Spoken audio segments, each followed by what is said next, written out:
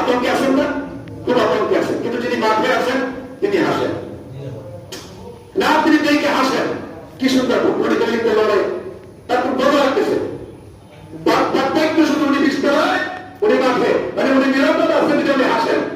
আর যিনি বিস্তরায় তিনি কি আতঙ্ক, মানে কি যদি আর 1 সেকেন্ড থাকে তাহলে উনি তো হয় ওখান থেকে রাত দিবে বাসাতে, এরকম একটা পরিবেশ হয়ে যায়।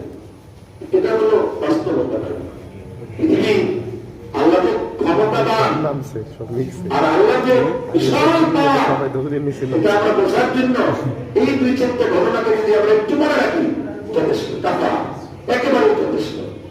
দেখেন আমরা কত দুর্বল আমরা আল্লাহর কাছে, কত অসহায় আমরা আল্লাহর কাছে। অক্সিজেন গ্রহণ করি না আমরা, বাতাস বাতাস এই বাতাসটা আল্লাহ কন্টিনিউ।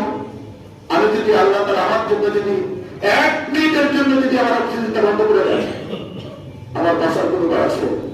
কোনো উপায়, কোন উপায়? এই জন্য আসুন আমরা সে আল্লাহকে যেন বলে যাবো, আল্লাহ আপনাকে আমাকে দয়া করে কিন্তু হেদায়েতের মধ্যে নিয়ে আসছেন, আমরা যেন এটাকে বলে রাখতে পারি। আল্লাহ সে তৌফিক দান করুন। আজকের ভূমিকম্প যেভাবে আপনাকে আমাকে এলান দিয়ে আসে নাই, বলে আসে নাই, আপনার আমার মৃত্যুটাও এভাবে চলে আসবে। আসবে কিনা? এভাবে আসবে।